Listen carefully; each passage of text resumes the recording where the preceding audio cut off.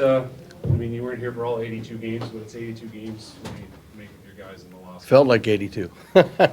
No, I told them I was really proud of them. I mean, we can take maybe 4 or 5 games that we didn't start out very well and got, our butts kicked. But out of the 50-some games that I was here, the effort was there almost every night. And that's all you really can ask is effort, try, play the right way. And they really started to do that, especially towards the last half of the time we were here. Playing against good teams, we competed really hard. So I'm not unhappy. I'm unhappy that we didn't make the playoffs, but not unhappy with the way they played. And I think the organization has a bright future. Should, Pete, you think about the future? Should fans be excited, having seen what they've seen for 4.5 months? Should they be excited about next year? I would certainly hope so, that the anticipation is great. I mean, you would really like to, it wasn't a short or a small sample size, that this happened. If this was 12 games and we were 8-2-2 or something in 12 games, then you'd say, hey, let's settle our jets here. But I mean, I think it was 56 games that I was here, something like that. And I mean, they played really well. So, I mean, and we played against the best teams in the league. It wasn't that we shied away from any of them.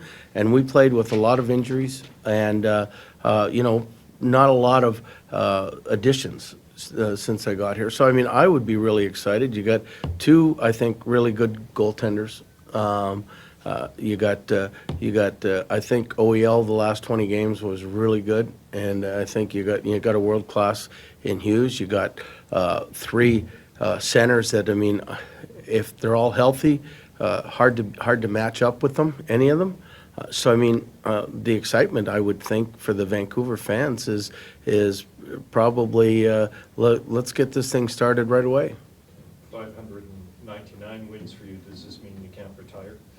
Well, I don't plan on retiring at all, but I mean, so that's why I wasn't really upset, because if I don't get my 600th next year, I'm not going to last till the end of October. So, it would have been nice, but I mean, I got to believe that it was like when I lost my job, I was more upset because I had 986 games and didn't know if I'd get to 1,000. But who knows? I mean, I got to believe that the 600th win is next year at some point. Are you excited at the possibility? I know there's lots to be discussed.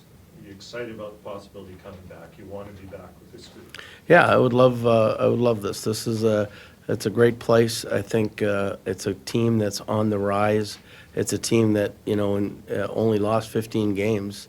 We're something like 24 games over 500 here. So I mean, I don't know why we wouldn't be excited. Last 8 home games, we got points in all of them.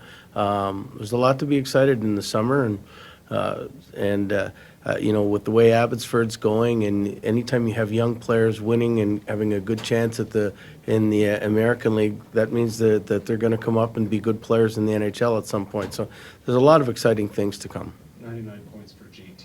I think I couldn't play him anymore, though. He was so exhausted. Like, I mean, I was hoping so much that he would get it early so it wouldn't prey on his mind. And when Garland scored, I knew he was on the ice. I just didn't know, did he touch it somehow? Did he touch it? Did he, but I guess he didn't. But what a fabulous season. I mean, anytime you're 30 points ahead of the next guy on your team, that means you've been incredibly valuable in almost every game. The only Canucks who've scored more points than them are Steen, Bure, McGillney, Naslund. I mean, it's just incredible. And those guys could play. Yeah. Yeah, they weren't bad. What is it that he brings to the table? I mean, we've talked so much about him, but what in the end does he bring to the table that goes beyond the points? Well, I mean, his energy. I mean, his competitiveness. I think I said last night is the thing that I see. Sometimes it works in the wrong direction. He gets so frustrated and mad at himself that it doesn't work. But 90% of the time, it is in a very positive place.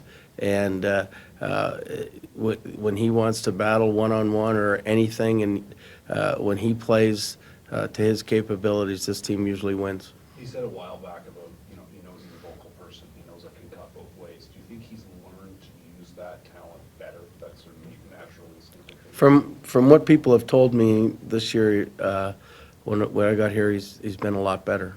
So I think that's a sign of maturity, and that's a sign of being able to calm yourself down when things around you are getting a little hectic.